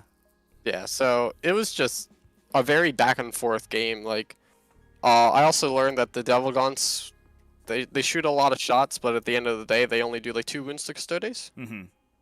I was kind of scared at them with the amount of dice he was rolling. I was getting pretty worried, and then he's like, "Okay, take like 6 saves," and I rolled a bunch of 2-ups, and I was like, "They're good." Yeah. So All yeah, right. that game was the last one on to the finals, and a lot of people were shocked to find out that I won. Like, even people like watching the games live there. Yeah. Like, I went down to all the other Art of War guys because we're like all friends, and they're like, "Wait, you won?" I'm like, yeah, I won," and they're like, "What the hell happened?" They called like Alex over there because he's part of the Art of War team, and like we talked about the game, Yeah. and they're like, "Oh my god, Matt." Yeah, I mean, it is interesting. I think I would say it seems to me like I think generally speaking, the Tyranid matchup into Custodes isn't that bad. But if I were to pick a Tyranid list that would be particularly ill-suited to kill Custodes, it would probably be one that's like this. Although the Genestealer Cult stuff does bring a lot of stuff that Custodes don't want to see, like the deep striking objective secured everywhere, and the high volume attacks and stuff like that. I think certainly helps. But man, dude, those Devourer Termagants do stone nothing in this matchup. He got 2 super smites back to back on me. Yeah. And that's when the cameras cut to Richard Siegler's game, and they said that I was going to lose.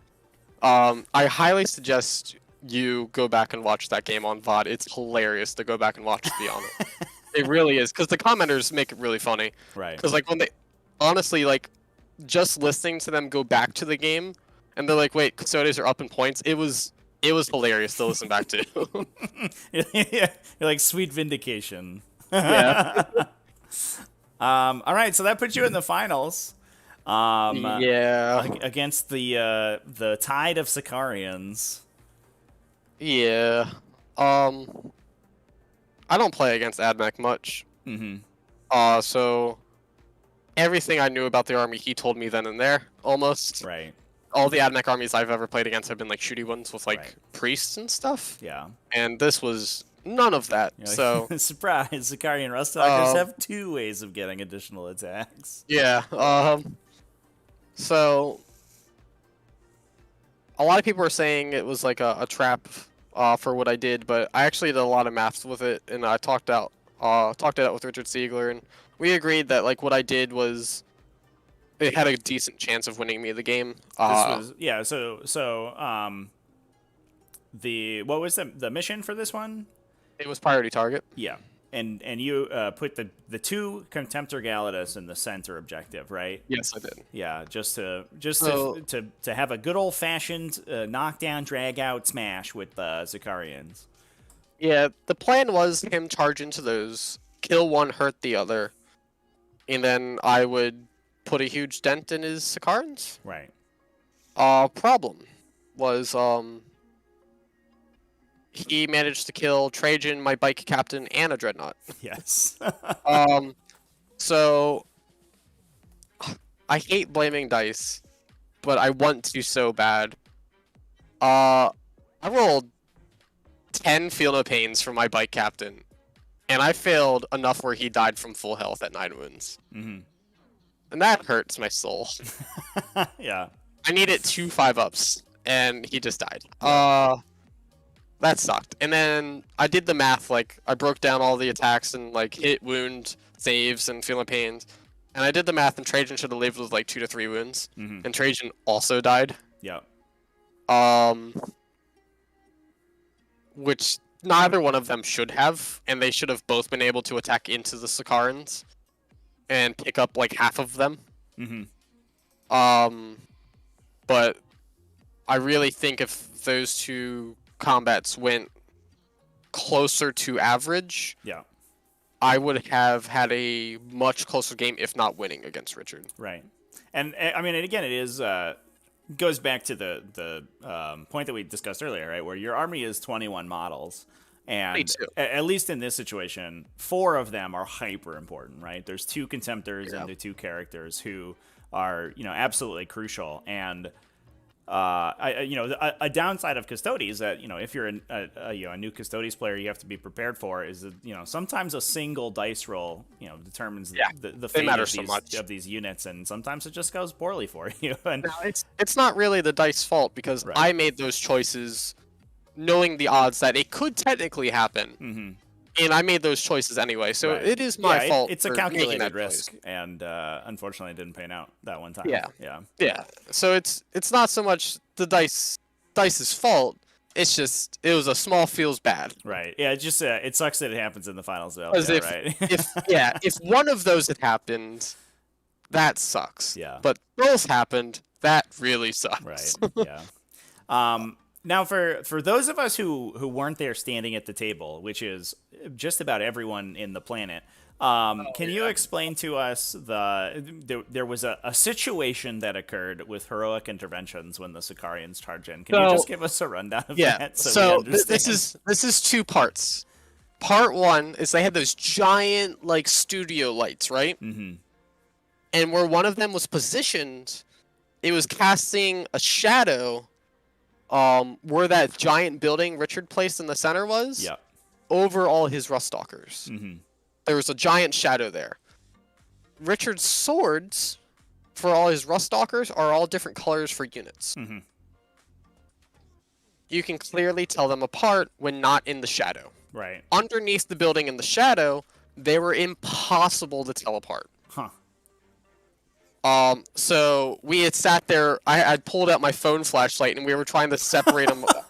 Like it was rough to get them all separated apart, and it got to the point where like there was a single blue guy all the way on the opposite side, where the purple ones, like he had more than enough movement to do everything he was doing. They just all got mixed up. Oh no, yeah. And we were 100% playing by intent, so it wasn't a situation where it was like, you messed up. It was, crap, we got to figure out how this like we got to figure this out. And like me, him, and 2 of the judges are sitting there sorting through his like 27 Ruststalkers with my little phone flashlight, because it's the only thing that could see. There's no hard feelings with Richard at all. The heroic thing, he wasn't actually making that move. He was showing the judges, hey, if I position here, what happens? Okay. Does that make sense? Yeah, for sure. Yeah, he's asking... Because a lot of people were like, oh, he made a mistake, like, Matt shouldn't have let him take it back. Right. He didn't actually do that. He was placing them there like, hey, what happens if this happens? Right. Okay, yeah, so he was just proxying out his charge phase. Yeah, he had a fight last on his... This is where 40... This is probably the most complicated 40k rule in the game, and it annoys me so much. He has a fight last on his Ruststalker. Yes. I have a fight last on my bike. Yes. He charged my bike with the fight last. Mm-hmm. I decide if I decide to heroic Trajan, does Trajan get the fight before them? Mm-hmm. That's what it was. We were trying to figure out. So it was, so if they make the bike fight last, the bike fights last because he didn't charge. But if I make him fight last since he charged, he goes down to a normal unit fighting. Yes. And if Trajan intervenes, he's a normal unit fighting, and since it's his turn, my normal unit fighting goes before his normal unit fighting. Yes. It was just a long, complicated mess. And like we had the judges like trying to figure it out as well. So in the end, he's like, so if I go here, he gets to hit me first. And they were like, yes. We finally figured it out. They were like, yeah, that's what's happening. He's like, cool. I'm not going to go there, and I'm going to position here, so Trajan has to intervene into that unit instead. Mm-hmm. and that's basically what happened. Okay, so yeah, so he was proxying out his charge with the unit with the it's the omniscient mask. I don't know. You say AdMac words to me, and I remove my models from the table. Like, you could be like, I have a blah blah blah blah blah data boop boop, and I'd be like, so how many of my guys no, die? it's the Tempercopia. The omniscient mask is exploding sixes, I think. Yeah, he had that there too. I believe. Yeah, is what does that. Okay, and then so he was proxying that charge out. Decided not to go there. Then another unit moved in that Trajan could intervene into, but that could fight before him. Yes. We're with you. Yeah, I think at least watching it live and where a lot of the confusion in the community is right now is that, and I think this is a common criticism of the LVO coverage, is that you guys weren't mic'd up. So the not only did the audience not know what was going on because we couldn't listen to the discussion, but also the commentators didn't know what was happening. Yeah. So it was just a mix-up of the units, right? Because like even after the charge was made, there was still a purple guy on the wrong side, and we're like, oh, you belong over there, like. Yeah. And once the first charge didn't matter, the second charge didn't matter. It was the third charge. He's like, I need to be careful how I position this, and we're like, yeah, you definitely need to be careful with how you position this. So he like positioned a place where Trajan couldn't heroic intervene into them. He had to go into the other unit. I realized that only like 4 or 5 could get into Trajan. I did the math on it. I was like, cool, he's gonna go in. He shouldn't die. And well, then I lost all 3 of my models and proceeded to lose. Yeah. But and then transonic razor things happened. But I will say, the turn afterwards, where I swung back on him, he lost almost all of those Rust Stalkers. Yeah. And if I had 2 out of those 3 models that died alive, I actually think I would have taken the center from him. Yeah. Yeah, I mean, that's a. We were talking about situations in which that accelerator cannon on the Caladius is super good, and it is have like 6 of them. Literally the perfect profile to shoot at Sicarians, which is not a matchup you see often. Interestingly, in the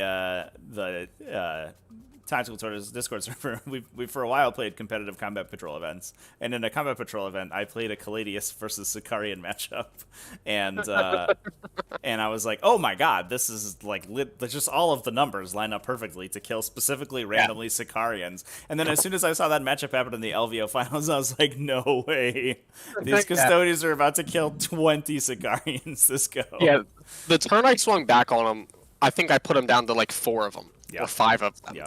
And if I had 1 or 2 more models left in that combat, I think I would have maybe taken the game. And I made the decision, so it is all on my choice. But it's still like, yeah, man, I was actually pretty close to winning. Yeah. I mean, the fate of the entire event basically rested on that one fight phase, right? And you just have to kind of believe in the heart of the dice. Yeah. He was like, yeah, this entire game relies on this combat. And I was like, yeah, probably. Yep. Yeah, that makes sense. Well, I mean, still, finals at LVO is a big deal, right? It's a 1,000-person tournament. You're in the top 0.2%. That's, you can't complain too much. How does it feel? Top 8 LVO. Yeah, getting second place at my first LVO in my first competitive season I'm taking serious feels pretty good. I also finished 32nd in the ITC rankings overall. Hell yeah. And that felt pretty good. Yeah. So pretty happy with my first year. Even more excited that I'm going to be going into the second year with my main army with Craft Worlds coming out. So pretty excited for that.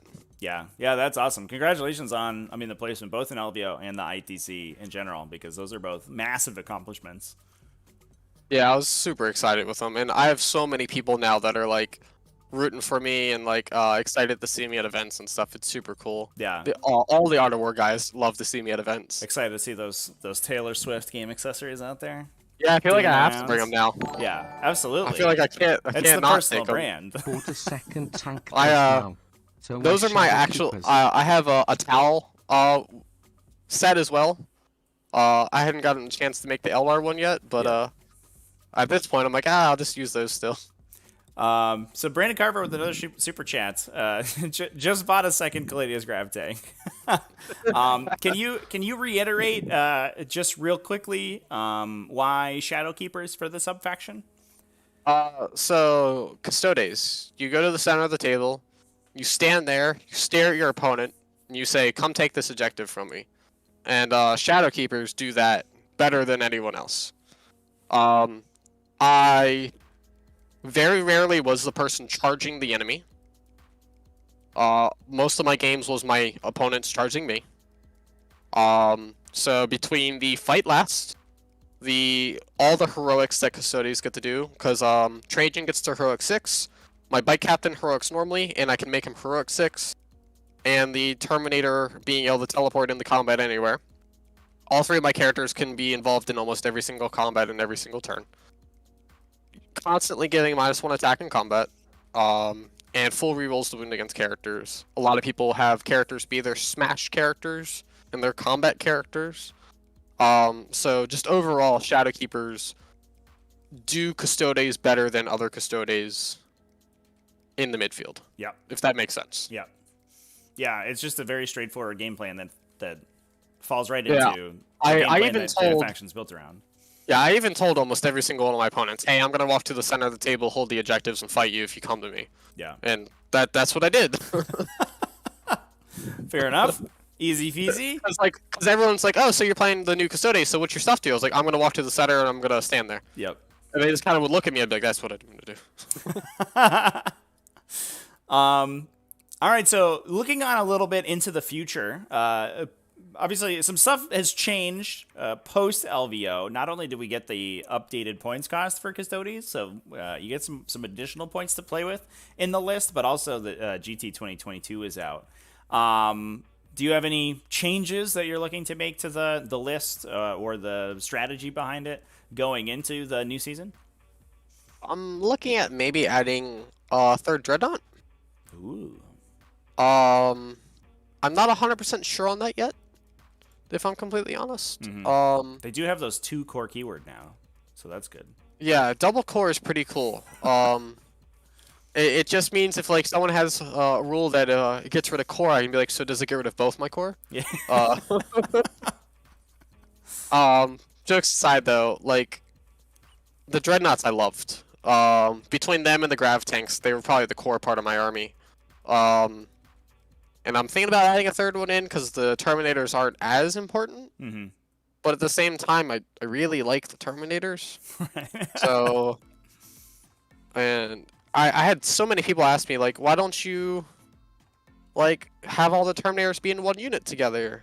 And you can always unleash the Lions when they get in. I'm like, well, if the plan is to deep strike together and unleash the Lions, why don't I have them separate in the first place? Right. Like, yeah, that's Emperor's Auspice we're not using, or Grimmer's Auspice Yeah. we're not using, yeah.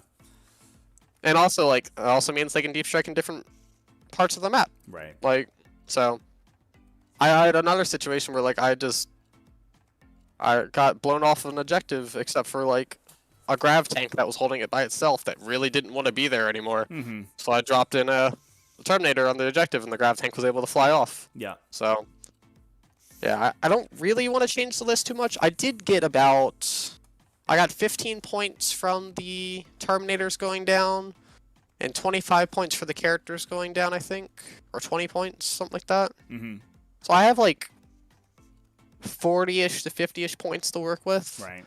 I'm looking at dropping a single Terminator for maybe a banner, was the other thing I was looking at. Yeah, that makes sense. Walking across the table with dents. Yep. So, that was another thing I was looking at. Sure. So some very minor changes generally, it sounds like. Yeah. Yeah, I really like the list, actually. I don't think I would change too much about it, if I'm honest. Yeah. So we talked about a little bit about the new missions. It sounds like you're going to be pretty confident with this style of list going into the updated missions. But there's been a lot of buzz about the Tau Codex release. Have you had a chance to parse your way through that matchup? How do you think that Tau and specifically Shadowkeeper's Custodes are going to interact? So I'm going to be completely honest with you. I'm not sure. Fair enough. I haven't played the matchup. I'm also busy preparing my craft world. Fair enough. And I also a Tau player. As I said earlier, I started with Tau. Mm-hmm. So with new Tau coming out and new craft worlds coming out, those are two of my favorite armies. I've actually haven't really been looking at my Custodes a lot at the moment. I looked at what I would change with the new chapter approved, Sure. but I haven't looked at past that. Yep. Yeah. So I've been mainly looking at craft world. So that it seems to me like that is a situation where Shadow Keepers or Emperor's Chosen will be have a significant advantage over Shadow Keepers because their ranged attacks are going to be that much more effective because your ability to survive in melee is not helpful. If I had to think about it, I don't think it matters between the two actually. Oh yeah. Because I don't think you're trying to shoot Tau anyway. Sure. That seems bad. Yeah. I think you're trying to hide on objectives and not die. Yep. And in that case, it doesn't really matter which one you play. Sure. Yeah, that makes sense. Yeah, if getting into a shooting match with Tau is probably a bad call. Yeah, I can't imagine any army wanting to do that, honestly. Okay. Like, I get that. Yeah. my Caladiuses would probably revert down to hiding and trying to line of sight one unit at a time. Yeah, it's like you're a Voidsman squad now, Caladius. Go. Go Well, hide not so much somewhere. that, but more like, cool, I'm going to position this Caladius where he can see that one unit. Yep. I'm going to shoot that one unit and try to kill it. Mm-hmm. I don't want to see anything else. If I see more than one unit, I don't like it. Yep. Yep. I think that's going to end up being probably the undoing of Tau a lot of times because they are so advantaged of the shooting phase that almost nobody wants to actually fight them in a head-on fight. So everyone's going to be hiding. Because it is worth noting that, like, one of the big scary things about Tau is all their SMS. Right. As Custodes, you don't care about their SMS. Yeah. So, Yeah, especially it's like SMS with rerolls, and you're like, okay, yeah. whatever. So I'm going to hide behind this obscuring terrain. I'm going to throw my stratagems onto me to protect me. Yep. And come get me out. Yep. I think that's the playstyle you need to play for. Yep. And that's why I say it doesn't really matter Sure. as far as which one you play. I will say this is another matchup where I think bikes suck. Because you're just going to have a unit walk up that ignores invulnerable saves and be like, oh, all your bikes are dead. Mm-hmm. And you're going to be really sad. Yeah. And you're going to be really sad that you didn't take those points to invest into, like, 6 spear dudes or whatever it is. Sure. Yeah. Yeah. That does make sense. The bikes do have, some way to interact with Tau, at least the more heavily armored Tau stuff. The battle suits, maybe not so much because they'll just Not really. drones. Because even the Riptides are going to eat it on drones. I mean, everything can eat it on drones, right? But Yeah. but So it doesn't matter. yeah, the battle suits have drones in their units, which is going to be tough. But the tanks and stuff don't. I don't think you're going to see the tanks outside of Devilfish, I'm honest. Yeah, it's going to be mostly Devilfish for sure. And anything kills Devilfish, so. Yeah, Devilfish and then Long Strike until he gets FAQ'd. Yeah, I'm not even going to talk about that. That's, as far as I'm concerned, that's not a part of the game. Dear God, I hope that gets fixed. Yeah, we'll see. Fingers crossed. It is bizarre that there's. My one friend said, "Hey, this technically works." I'm like, "Yeah, cool. Are you gonna play it?" Does he it? was just like, "Nah." It's like, "Cool. I'm not gonna do it either." Fair enough. I guess to sort of close out this looking forward, Custodes have been pretty strong for at least since LVO, since the last 2 weekends or so. Do you think that A, they're too strong, and B, if there are any components of the army that you could foresee being scaled back at all? I don't think Trajan needed to go down 10 points. Sure. Outside of that, I don't think the army is actually that bad.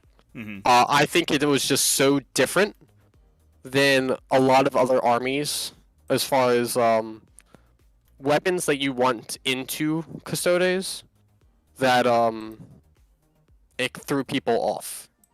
Sure. Like I think you're going to see a resurgence of Darklight Drukhari, especially with the Thick City nerfs. Yep. Custodes do not like Darklight Drukhari, like at all. I can only put my buffs on one unit, and you bait that out and then hammer the rest of my army with Dark Lances, I'm very upset. I I don't think people were ready for Custodes.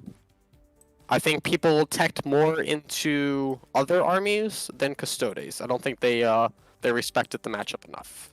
I think that was the bigger problem with the LVO. Okay, yeah, that makes sense. I guess as it did have the benefit of being brand new, so I doubt that people had really tested into it. I stayed up till 3 a.m. the first night I had the book. Yeah. just getting that cramming in, like, I had, because the book came. I know people had like the pre-release, not the pre-release copies, the previews, but I only had the book in my hand for 2 days before list submission was ready. Right. So yeah, very last minute. Yeah. I played a practice game with my dad the day of the list submission, and made a change that game. So there you go. So we did have some questions from the chat we'd like to go over before we wrap things up.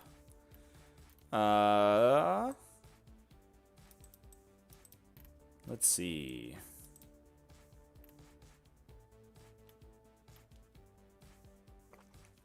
Tim had a question. What's better for holding backline objectives and raising banners for 60 points? A single Alaris Terminator or 5 prosecutors?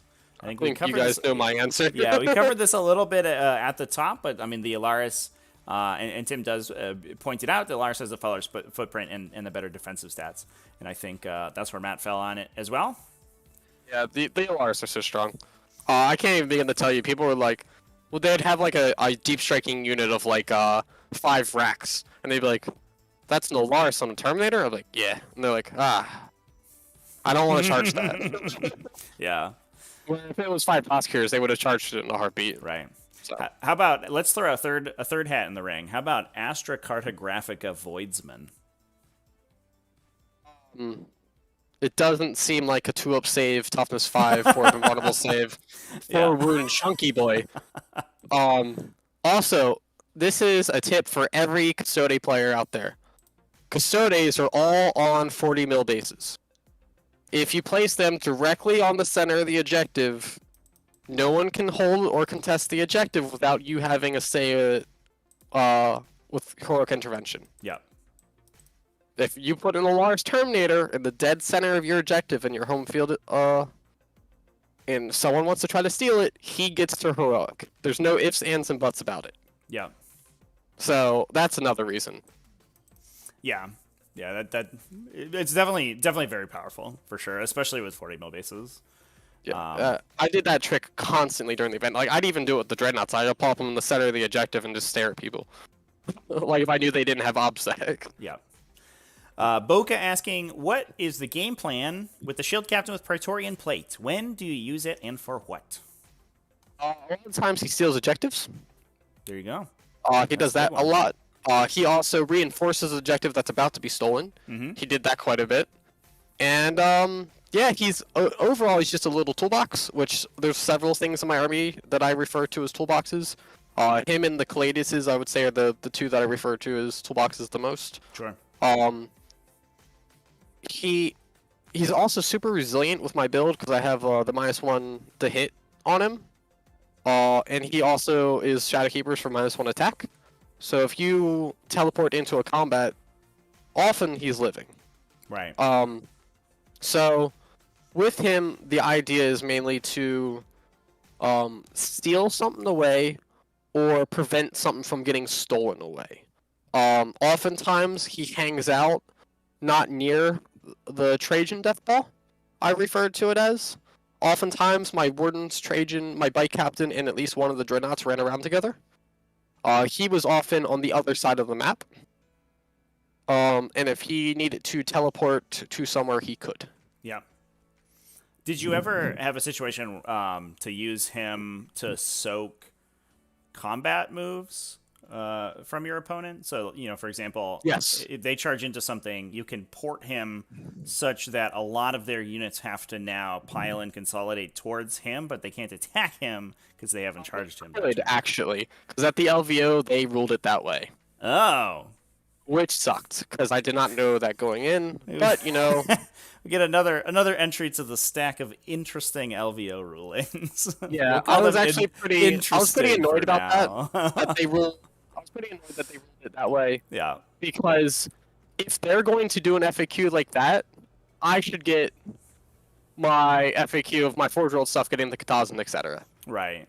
It, Yeah, it feels bad to only get the negative of the FAQ right. and not get the positive of the FAQ. It felt I was super upset about it. Especially Actually, since, like, I mean, that's a questionable, you know, what I guess interpretation to begin with. Like, I don't know if it's intended that's that is a heroic intervention. Like, it happens in a heroic intervention step, but it's like specifically not. Yeah, I even said that to the judge. He was like, "I'm sorry, I didn't make the decision. This is just what we ruled it for the event." Yeah. And I was just like, He's like, "Yeah, I'm sorry." Like you could tell, like the judge didn't agree. Right. Yeah. So Yeah. it was super annoying. We'll see if it gets cleared up in an FAQ. I think people should be prepared to live with Praetorian plate rules as written because that's one that I would be shocked if they like hadn't considered the implications of. But who knows? I It can is GW. definitely Sometimes they do say that if we had played it rules as written, it would have been a lot better. right. Yeah. So. Like during the Richard Siegler game, he would have 100% been in that front middle plate. Right. Like he would have been in the middle of it, just like, "Hey guys, what's up?" Like, just hugging onto those Sicarians. yeah, Hey guys, you want to come over here and hang out with me for a bit? yeah. But because of that, he had nowhere near it. So Yeah. Jonathan DeLeo asking, what do you think about the Crusher Stampede matchup with Custodes? I found some difficulty with Custodes using Crusher Stampede and would like to see what you think. So your Shadow Keepers, so kill all the Hive Tyrants. That's my main plan. I didn't actually play into them, but one of my practice games that I played was Crusher Stampede. And I just focused down the Swarmlord and Hive Tyrant as fast as I could. Mm-hmm. Between the Bike Captain and the Caladiuses, it's not that hard. Mm-hmm. And then, this is going to sound weird, one bug at a time after that. Yep. Just ignore the rest of them. I want to kill this bug. Cool. Now I'm going to kill this bug. The Mortal Wounds suck, yeah, but I'd much rather have them attack less at me. Yep. Yeah. Because most of the time, if they're charging me, they're charging a Dreadnought, or they're charging Trajan, or they're charging my Bike Captain, and all those have innately or have access to a 5-up Philippine against mortals, which is not that different than the 4-up Philippine, and I'm getting all the Shadowkeeper buffs. Sure. So I would actually think the matchup's better than Emperor's Chosen. A lot of people. I would agree with that. I think. Yeah.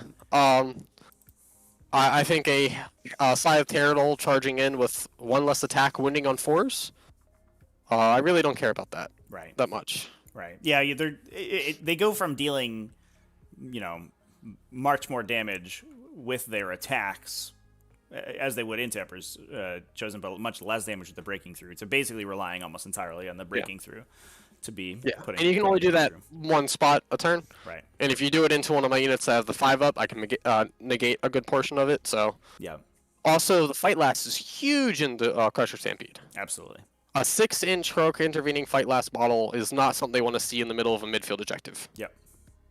Like at all. Yeah.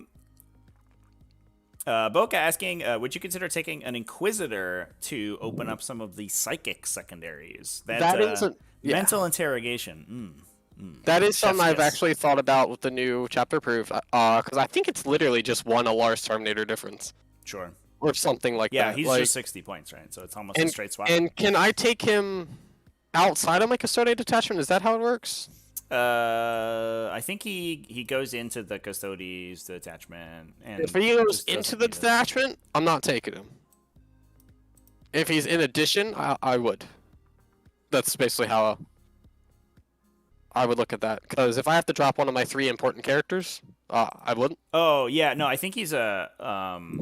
I don't think he takes a slot. If that's the issue. If he doesn't take a slot, then I would definitely consider it. Take a look at the. I actually haven't looked into the Inquisitors too much. I've thought about it, but I didn't actually look into it. Yeah. So they get the authority of the Inquisition ability. If your army is battle forged, you can include one agent of the Imperium unit in an Imperium patrol battalion or brigade detachment without those units taking up slots in those detachments.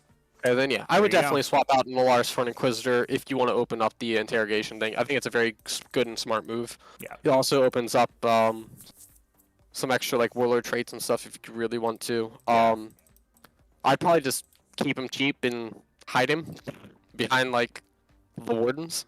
Sure. Yeah. But yeah, it's definitely something I've thought about. I just didn't look at the actual wording of the rule yet. Yep.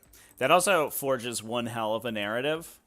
They're chasing down your characters, and he's bringing in like the Custodes with him. Yeah, interrogating you. Yeah. Taking you home. Yeah. One of the relic I think is like it puts you in a stasis or something like that. Like the actual like lore behind it. And they like capture you. Yeah, that's the oubliette, right? Yeah. That's the fight last thing.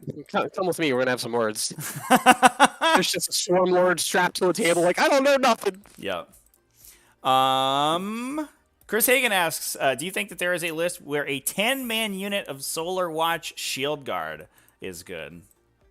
No, but I think there's a list that I had wrote with 20 Shadowkeepers Spear Guard and 2 10-man units. Hell is yeah. Spicy. Hell yeah. I had written this. It was 2 units of 10 Spear Guard in Shadowkeepers with a 3-man Shield Guard for a backfield objective. And I sat there and I stared at the list for a long time and compared it to the list I ran, and I decided with the list I ran. But yeah, keep that in mind, because a 10-man unit of Shadowkeeper Spear Guard is not going anywhere at all. Yeah, those stratagems go a long way on 30 wounds of Custodians. Yeah, it's 450 points for 30 toughness 5, 2-up, 4-up wounds with 30 strength 7 attacks. Yeah.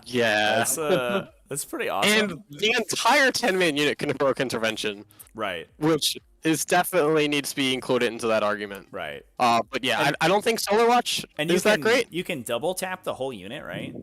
Yeah. So they shoot 40 times.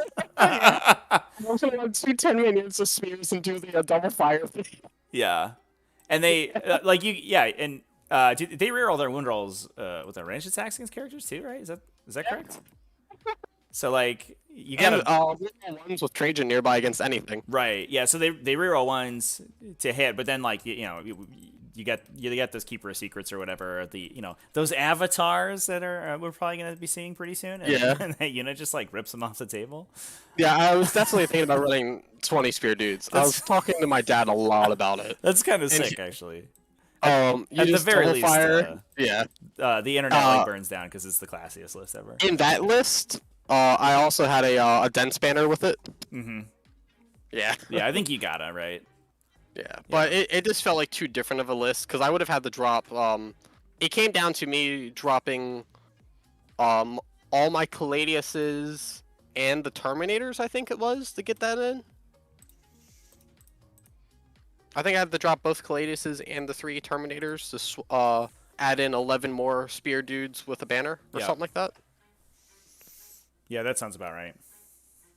Or it was close enough to that point where it wasn't that different. So you're like, so you're basically, you lose all your backline stuff, but your front line's way stronger.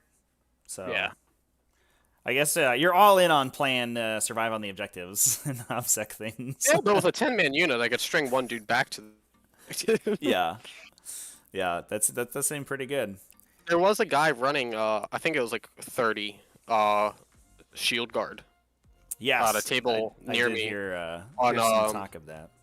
It was round 5, and I think he won against Grey Knights, and then he lost his round 6 game or something like that. Oh, almost. We almost had the dream of like 30 custodians in the top 8.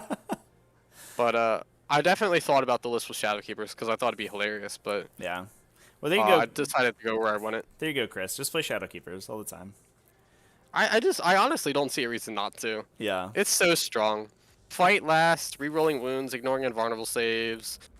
minus attacks. Like, it's so strong. Oh, and also, I didn't even talk about the kata. You get access to one of the stronger ones twice. Like, there's 2 entire turns of the game where you don't get the reroll hits rolls against me in combat. Yeah. That's huge. Yeah. That's pretty gross. All right. We had a quick Tau question from the Suave Lion. Farside Enclaves or Tau Sept? You must choose. I like both, but I will say this. I like Tau Sept because I love Shadow Sun. She's my favorite Tau character in the lore. Yeah. But I end up playing Farside Enclaves with Shadow Sun a lot. Right. Yeah. Yeah, the fact that she can slot into those Farside Enclaves lists is lore breaking, but also pretty cool. Not all the time, actually, because they actually do fight together a lot. Oh, just do they? immediately after the game, immediately after the fight, she tries to arrest Farsight. In the lore, it's happened a couple times where Farsight's like come down and saved the day, basically. Sure. And then immediately afterwards, there's no thanks. There's no. She's like, "You're under arrest," and he kind of leaves. He's like, "I'm out. All right. Yeah. We're not doing this." Because he still wants the Empire to prosper. Right. But he doesn't want to be under the rule of the Ethereals. Yeah. So if he sees Tau lives getting slaughtered, Farsight will intervene. Just like if Shadow Sun saw Enclave guys getting slaughtered, she would intervene. Because they're actually best friends They're in all, the lore. all the Tau. They're just the good guys. They're so good. Everyone's nice. Shadow Sun and Farsight are best friends in the lore. Oh, okay. She's just duty bound to arrest him. Sure. To shoot fusion blasters at him. Yeah, you know. Fair enough. All right. Well, I think that is that's all that we had to talk about there. So we'll go ahead and wrap up the show. But Matt, thanks so much for coming on and talking about your games. Yeah, man, no problem. Yeah, and I'm looking forward to seeing your results in the not too distant future. Are you on any social media people can follow you on? I'm on Facebook. I'm in Discord chats here and there, in some groups. Mainly on a lot of Facebook groups, though. I don't use any of the TikToks and Instagrams that all the kids use. I can't stand them. But yeah, I do a lot of stuff on Facebook. You don't even have an Instagram account just to follow T-Swift? I don't actually. I have a Facebook account that posts all of her Instagram posts on Facebook. All right. That I follow. I guess that's okay. I feel like she would be disappointed. I just can't bring myself to download Instagram. Fair enough. Go ahead. I feel like there's something I was gonna ask and I completely forgot. Oh well. All right. Well, you can hit me up if you think about it. Yeah. I ordered 3 Eldritch Omen boxes. I am ready to go with my craft world. All in. Let's do this. I'm ready. I have 12,000 points of craft world already. Hot What's damn. a couple thousand more? Yeah. That's crazy. Yeah, the leaks out of craft worlds seem super insane. So that'll be fun when those finally start materializing. Yeah, we played a small mock-up game using the Strands of Fate rule, just like the basic rules of it, just to kind of see how it works. Yeah. It was pretty interesting. Yeah, it's like Miracle Dice with a catch. Yeah. But you don't know what you can use it on until you roll them. Yeah, it was pretty cool. That's pretty good. Yeah, it seems like I think there was at least I had to worry that it was just going to be like better than Miracle Dice, but I think it is appropriately different and thematic. It's definitely side grade because you can't use it for damage. Right. Yeah. So cool. That is it. All right. Well, thanks, man. I'll go ahead and let you go. But congratulations again on taking second place at LVO and your final placement in ITC, and best of luck in the coming 2022 season. Yep, you'll be seeing me a lot. All right, looking forward to it. Cheers. Thank you.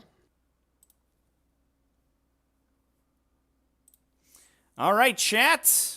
That was Matt Lorah talking to us about his Adeptus Custodes.